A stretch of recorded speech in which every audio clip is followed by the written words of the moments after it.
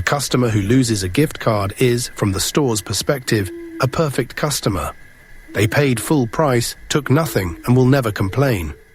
This is not an accident.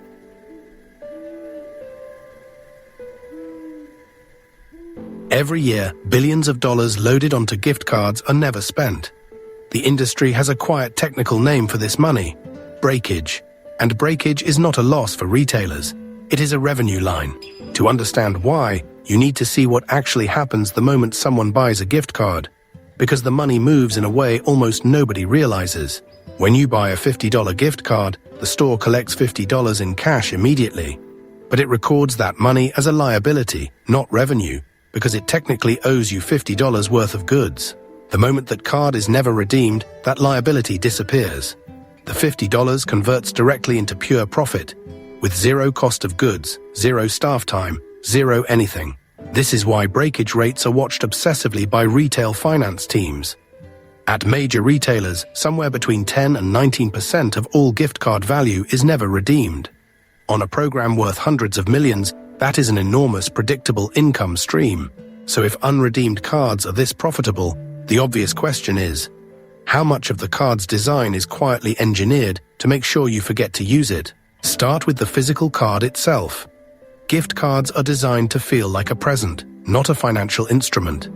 They are glossy, decorative, often sealed in elaborate packaging. That packaging is not about aesthetics. It is about reducing the psychological urgency to spend. Cash in your wallet signals scarcity and demands action. A gift card in a decorative sleeve signals abundance and delays it. The form factor is doing psychological work on your behalf, and the retailer knows this. Now think about reminders. Your bank sends you a low balance alert. Your subscription service emails you before it renews. Gift card issuers do neither. There is no structural reason they could not email you a reminder that your card has $40 sitting on it unused. They simply choose not to. The absence of a reminder is an active design decision. Every reminder sent is a nudge toward redemption, which converts a profit back into a cost. Silence is the cheaper strategy. Then there are inactivity fees. In some programs, if you do not use a card for 12 months, a monthly fee starts quietly draining the balance. The card does not expire all at once. It bleeds out slowly, in increments small enough that most people never notice until there is nothing left. And this is where it gets interesting, because regulators notice this too. Some countries moved to restrict or ban expiry dates on gift cards entirely. So what happened to breakage when the rules changed? In markets where hard expiry dates were restricted, retailers did not simply accept lower breakage. They adapted. The design pressure shifted. Cards were made harder to register, harder to check balances on, and the physical cards themselves were made easier to lose. Some issuers moved toward digital-only cards sent via email, where the link expires, even if the monetary value technically does not. The value survives on paper. Access to it quietly disappears. This reveals something important about how incentives work in retail. The goal was never specifically the expiry date. The goal was always the breakage rate. The expiry date was just one tool. When regulators removed it, the industry found others. There is also a second-order profit nobody talks about. When a gift card is redeemed, the cardholder almost always spends more than the card's face value. The average overspend is significant.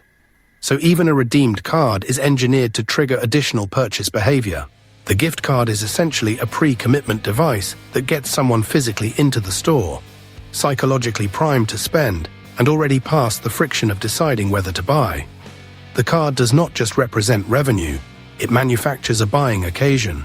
So who actually loses? Because if retailers win when you forget and win again when you remember, there has to be someone absorbing the cost. The person who buys the card as a gift has already transferred full value to the retailer at the moment of purchase. If the recipient never redeems it, the buyer has effectively made a direct cash donation to the store with no goods exchanged. The gift never arrived, it only moved sideways. From a purely economic standpoint, a gift card is one of the least efficient ways to transfer value between two people. Cash has a one-to-one transfer rate. A gift card has a transfer rate somewhere below 1, because a portion of its value statistically never reaches the recipient. And yet gift card sales grow every year. Why? Because the inefficiency is invisible to the buyer. You feel generous. The recipient feels considered. The retailer collects the spread between those feelings and reality. There is also a third party involved in many gift card programs that most consumers never think about. The card network processor sitting between the retailer and the transaction. Every card issued, every balance check, every partial redemption carries a small processing fee. Breakage benefits the retailer. Transaction volume benefits the processor. Both parties have interests in the card being used just enough, but not too efficiently. This is also why third-party gift cards sold through supermarkets or kiosks carry an additional layer. The retailer gets the float, the network takes a fee, the kiosk operator takes a margin, and the original issuer may charge an activation fee on top. A $40 card might cost $45 at the kiosk, and 20% of it will never be redeemed. The economics compound at every link. This is a placeholder file. The most revealing number in all of this is not the breakage rate itself. It is what happens to breakage rates when companies are forced to make balance checking frictionless. In programs where a simple text message or app check was introduced, redemption rates climbed significantly. Not because people suddenly wanted to shop more, because they remembered they could. Friction is the mechanism. Every extra step between you and your balance, every poorly designed website, every card without a phone number on the back, every system that requires you to register before checking, that friction is not a design failure. It is the design. Which brings us back to the question from the very beginning. If the perfect customer from the store's view is one who paid and never came back, then what does that make the gift card as a product? Here is the answer. A gift card is not a payment product. It is a liability management product sold as a gift. Every feature of it, its shape, its packaging, its reminder system, its balance check friction, its inactivity fees, its expiry mechanics, each one is calibrated around a single question. What is the optimal breakage rate? Not 0, not 100%.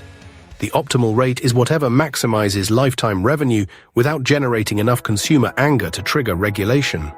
The card is not designed to be used, it is designed to be almost used.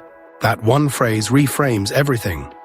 Almost used means the store collected your money, incurred no inventory cost, and still earned goodwill because the recipient felt cared for even when they never spent a cent of it. The next time someone hands you a gift card, you are holding a small, laminated proof that sentiment and commerce can coexist in the same object, with commerce quietly winning every time.